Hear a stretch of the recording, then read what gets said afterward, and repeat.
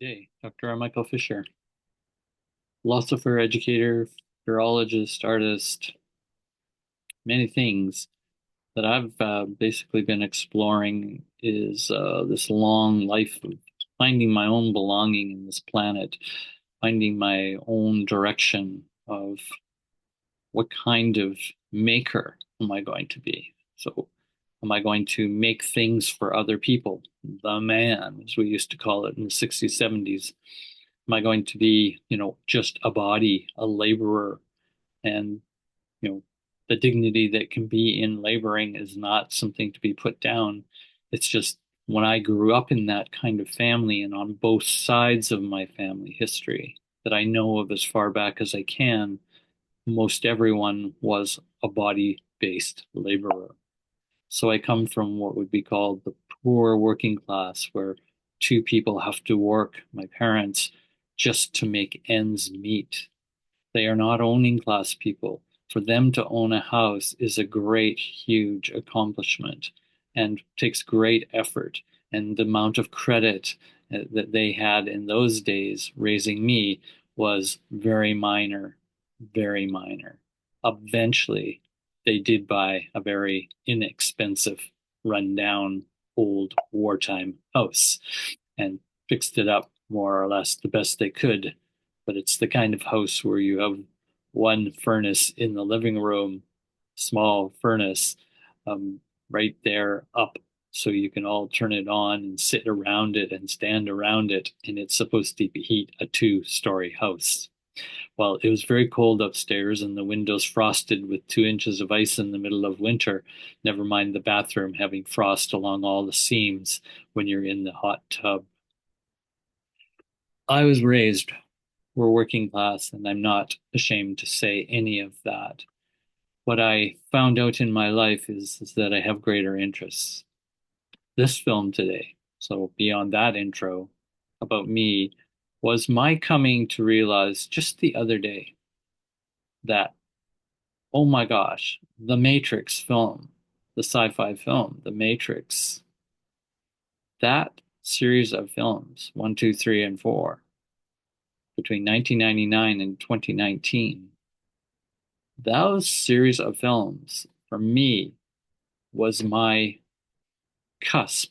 It was my growing edge of understanding and coming to terms with life, reality, truth, what I'm here for, what we're here for. Big generalizations, I understand. Very universalistic, I understand.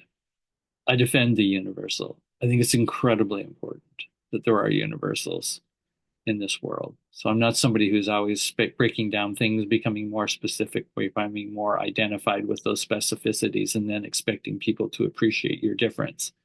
I just don't think that's going to happen beyond a certain point. And in fact, it's not going to happen. We have to find the generalizations and the universals again to complement and build a much stronger verticality to our societies, not just this diversity that's going endlessly into multiplicities of specificities and localities and stories about those differences. So I come back to the Matrix. What's that about? It's about universals. It's about the universality of, and what I realized just the other day, because I've just recently watched all four of the films again, after many, many, many times watching them. Watching a documentary on Neo, Keanu Reeves playing the character Neo, and what that was for him as an actor, an artist, cultural worker. And what I realized is the Matrix is my Socrates.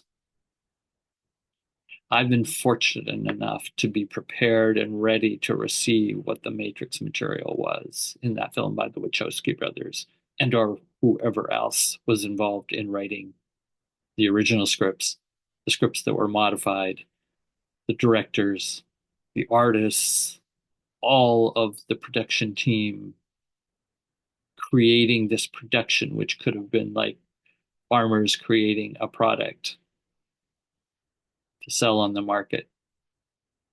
but they were selling knowledge.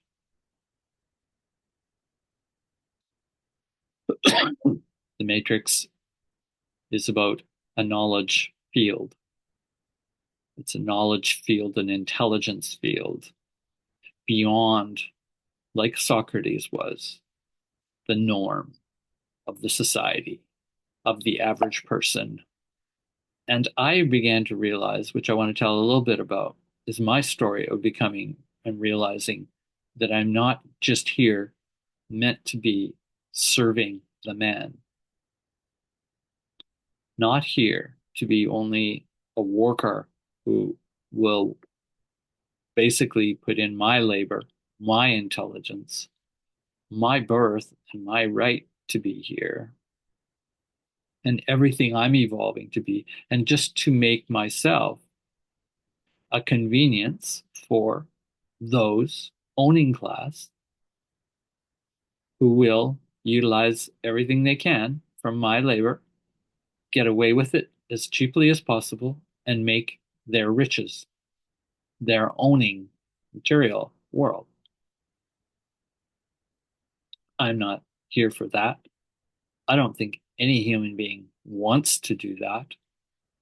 I think a lot of human beings accept that's all their lot is in life.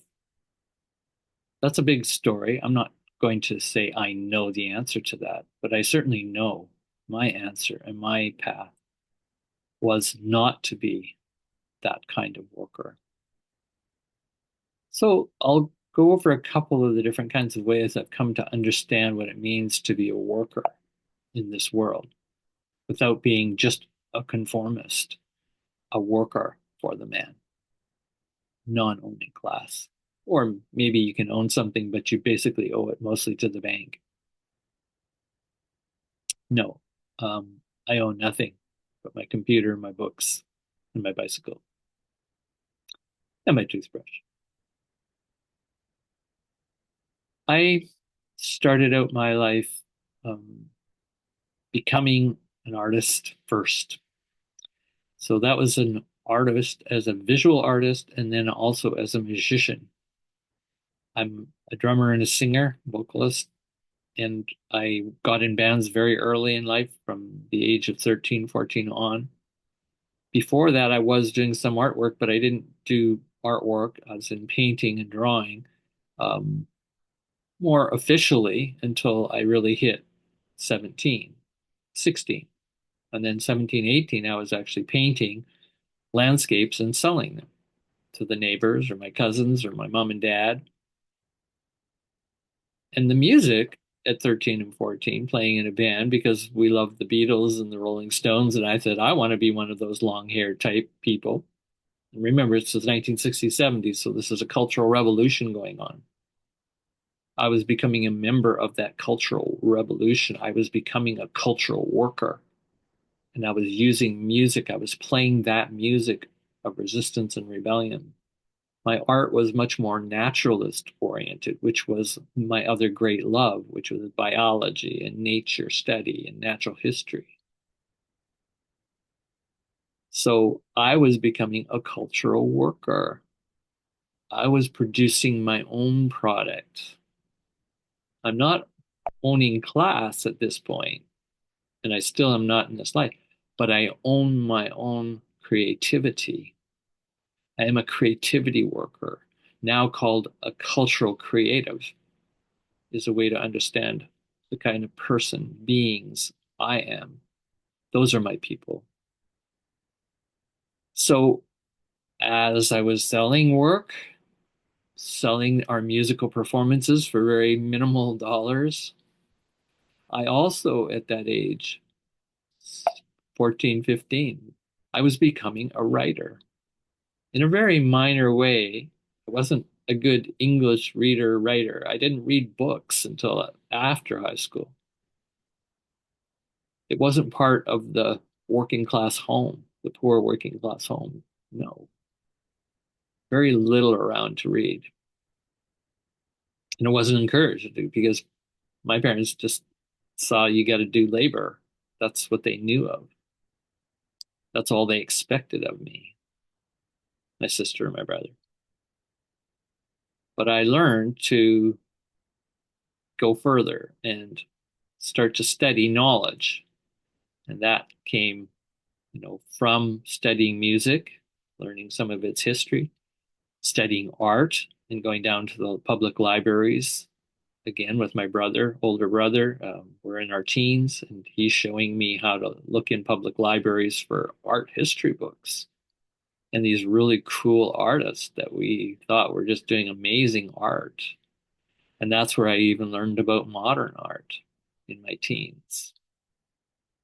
So I became a painter, and at some point after got out of high school, I realized I could follow being an artist for the rest of my life, which would basically be a kind of art entrepreneur. I would have to make my living on my own. I would have to either join some business, some cultural group, some craft guild or something, or a group. And I was so much of an individualist, I always found I still kind of wanted to always do my own thing. And so all of those things led to me just realizing I'm going to be an entrepreneur. I didn't know it. I didn't even know what that word meant until decades later. I was going to make my own business. You see what I'm saying? And no one in our family, the family lines, could teach me anything about being an entrepreneur. I could have learned it from my uncle on my father's side and some of the other uncles of my brothers of my father who were farmers, mixed farmers, small mixed farmers in the prairies of Alberta. They were entrepreneurs. They were not wanting to just work for the man. They wanted to do production. So they were agricultural or materialist productionists. I was a cultural productionist. And then, as I say, as I learned to love biology, because it was natural for me to go from natural history love to biology, ecology, and wow. From there, I just said, that's what I'm going to do for a living. The arts will always be there, they'll always be on the side, and I'll move into the arts as I need to as part of balancing my life and enriching my life tremendously. The quality of life I couldn't dream of is could have been better really as I became a naturalist. I became a biologist and ecologist and worked in the field, out in nature in these companies for a few years, etc. And then something happened and I began to realize I'm not going to go into the fine details. I became an educator and went in and got a teacher's degree. So bringing it back to the Matrix movie, which is what I really am doing this video on, and kind of realizing I've discovered my own Socrates, the teacher, right? The philosophia, the spirit of loving knowledge. I got into just loving knowledge by my early 20s. I was so consumed with just wanting to learn. And that's where it came to me at some point. And I only articulated this in an interview just the other last week. Someone asked me about, what's your real passion in life? And I really said, my passion in life is ideas more than people. And the reason mainly being is because most people, as I knew when I was very, very young, are not cultural producers and they're not cultural critics. And all of my path led me to becoming both of those because I saw it as essential to making a better world. Again, I came out of the 60s and 70s. There was a cultural revolution. I am still part of that cultural revolution. And what I've learned is most young people, and then my own children and generations that have followed since my boomer years, they do not really understand what a cultural revolution is historically and or not in lived experience. They become such participants in the consumer mainstream culture for the most part, even though there's a lot of diversity in popular culture that they could attach to and find meaning from, find work from, whatever they might have done. But what I realize is they are so cut off from understanding the spiritual essence of correction, the spiritual correcting the cultural learning from the natural infusing the cultural world, the spiritual world infusing the cultural world so that cultural world can become much more healthy. That's where the matrix sits. The matrix is Socrates, the philosopher representative, the iconic, the universal, not just a man in Greece and history and blah, blah, blah. Yeah, that too. So kind of like a Jesus. Yeah, that too. But that's not what they are an icon for. They're an archetype for. They are an intention for. They are an evolutionary drive for, a telos, a direction beyond just differences, but beyond into and becoming a three in one, as I call it, the Trinity theology. The three in one becomes four. Carl Jung's famous discovery of this principle 1, 2, 3, 4, 1, 2, 3, 4, 1, 2. That the psyche and soul evolves and moves on that pattern. Once I discovered that, and I didn't discover it directly, I discovered it through many of my own investigations across knowledge disciplines. And then the film comes out, The Matrix. It's 1, 2, 3, 4, 1, and starts a new series.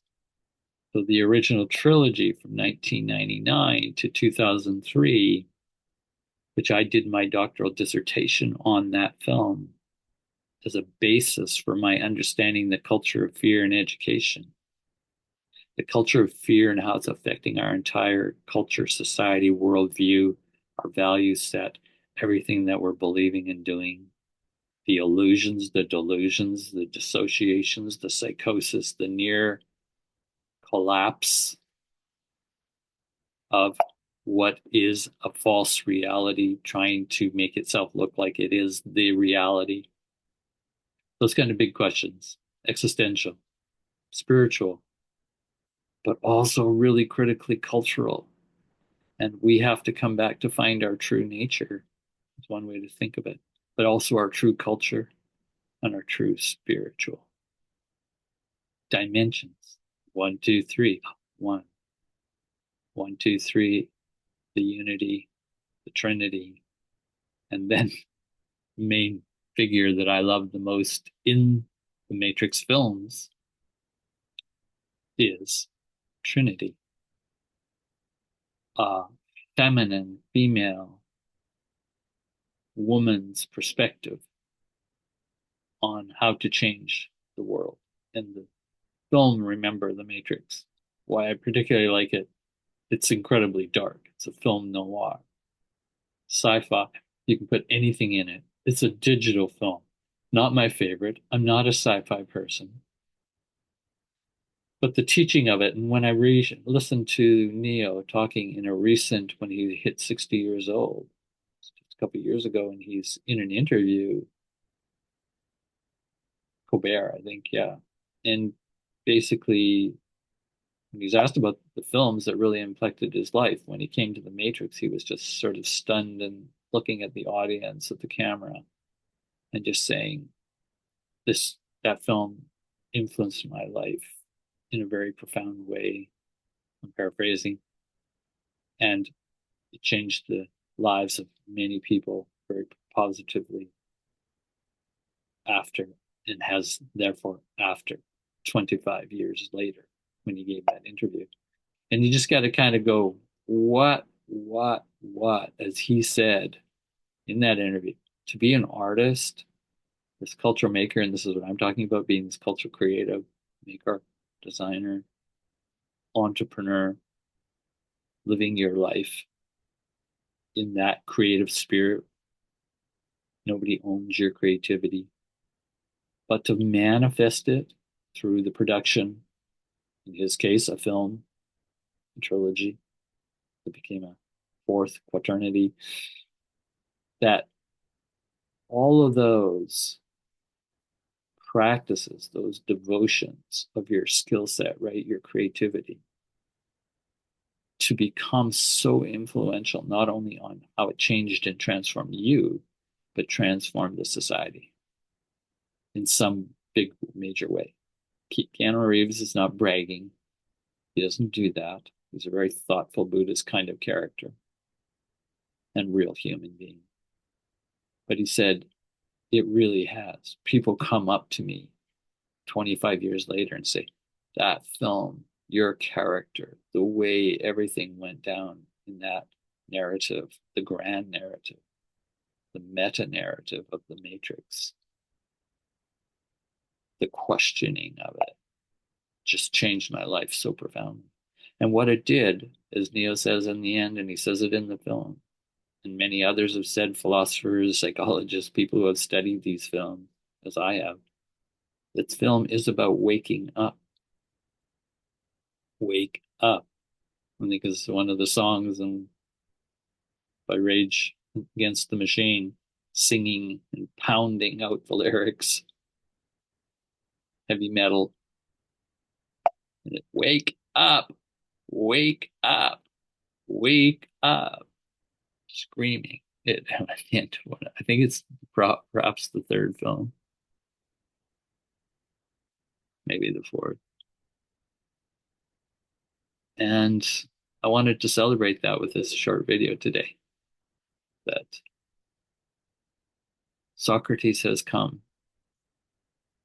and there will be others, and there's probably others one could pull out. I don't think there's a better Socrates in the cultural world of cultural production than the Wachowskis' Matrixio. The Matrix. It's a simple word. Watch the films if you will. Don't watch them. You can read about them. There's so many people. I'm sure at some point I've written bits about the Matrix, a couple of publications online. You can look up my name and the Matrix. You'll find them free. But I'll also probably someday, write this into my autobiography. And that's part of why I'm making this film, is I'm just reflecting on my autobiography of why I came to, why would I come to love Trinity. And again, that's not just a person, a beautiful, sexy woman. It's in the film, it's Trinity as an icon for this change and transformation, trajectory, the evolution of our mind, of our waking up from the trance that we've been put into in a culture, an industrial, now information age, digital age, of the man in another form that is controlling not just our bodies, but our minds. Thanks for this today.